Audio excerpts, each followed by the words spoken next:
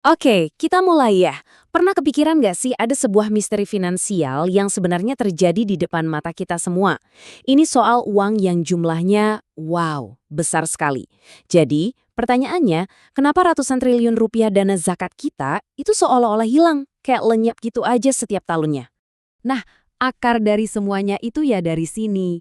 Zakat itu kan bukan sekedar transaksi finansial biasa. Ini adalah perintah langsung loh. Tujuannya untuk membersihkan dan menyucikan harta kita. Ini pilar, ini fondasi keyakinan kita. Sekarang, coba deh lihat angka ini.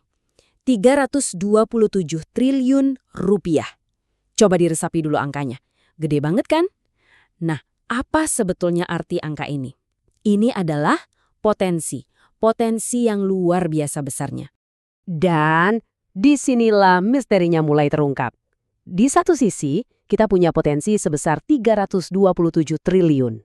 Tapi di sisi lain, yang berhasil terkumpul secara resmi itu cuma sekitar 26 triliun. Jomplang banget kan?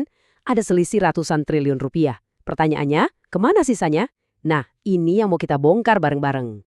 Oke, kita masuk bagian pertama. Rahasia ratusan triliun. Kenapa sih bisa ada gap sebesar ini? Ternyata, ini bukan soal orang nggak mau bayar zakat loh. Masalahnya itu jauh lebih dalam dan lebih personal dari yang kita duga. Coba deh, Anda bayangin situasi ini. Tiba-tiba konsultan pajak Anda bilang, Pak Abu, Anda udah salah hitung pajak selama 10 tahun dan nggak ada satu pun yang kasih tahu.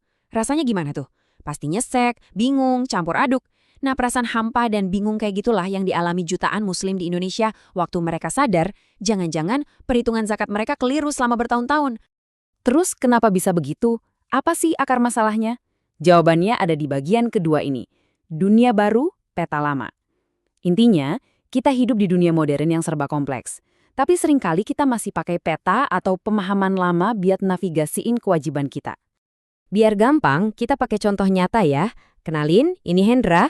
Mungkin dia ini cerminan dari banyak di antara kita. Muslim yang taat, kerja keras, dan setiap Ramadan dengan bangga bayar zakat mal. Gak pernah absen. Dia benar-benar ngerasa udah lakuin semuanya dengan benar. Sampai suatu malam, pas lagi ngobrol santai, seorang temannya nyeletuk dengan pertanyaan yang kelihatannya simpel banget. Cuma satu pertanyaan ini, tapi dampaknya luar biasa. Langsung semua keyakinan Hendra selama ini goyah. Reksadana, emang itu dihitung juga? Tiba-tiba, dunia yang tadinya hitam putih jadi abu-abu. Dan disinilah inti masalahnya, teman-teman. Kitab-kitab fikih klasik yang jadi panduan kita itu kan ngomonginnya aset zaman dulu.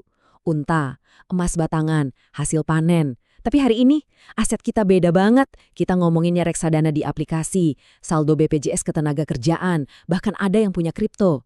Petanya udah nggak cocok sama wilayahnya. Nah, ketidakcocokan ini tuh ada harganya, ada ongkosnya. Dan di bagian ketiga ini, kita bakal lihat 3 konsekuensi nyata dari ketidakpastian ini yang sebenarnya kita semua rasakan, sadar atau nggak sadar.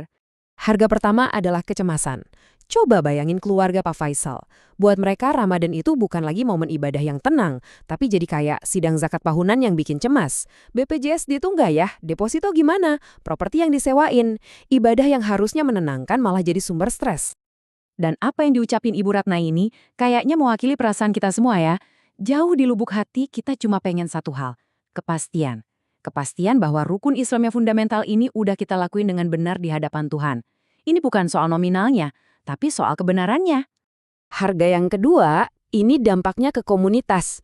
Kesalahan hitung individu yang kelihatannya sepele, kalau dikumpulin jadi satu, dampaknya struktural, nyata banget. Masjid yang nggak kelar-kelar dibangun, ini adalah simbol. Simbol dari potensi umat yang nggak keluar, cuma gara-gara ketidaktahuan kita dalam menghitung. Jadi, kalau kita rangkum, inilah poin krusialnya. Ketidakpastian ini punya 3 harga mahal yang harus kita bayar. Pertama, harga finansial. Haknya fakir miskin jadi nggak tersampaikan sepenuhnya. Kedua, harga spiritual. Ibadah kita jadi nggak tenang, penuh kecemasan. Dan ketiga, harga komunitas. Institusi-institusi penting buat umat jadi kekurangan dana dan nggak bisa berkembang. Tapi tenang dulu, selalu ada jalan keluar dari kebingungan ini. Di bagian terakhir ini, kita bakal coba cari tahu jalannya. Jalan menuju kejelasan. Coba lihat daftar ini deh. Mungkin Anda langsung ngerasa, wah, ini gue banget. Inilah potret harta kita, Muslim kelas menengah, di zaman sekarang. Setiap baris ini bisa jadi satu pertanyaan besar. Setiap baris ini adalah sumber kebingungan. Dan kalau Anda merasa bingung, tenang, Anda nggak sendirian. Tapi sekarang coba kita lihat kisah Nurul.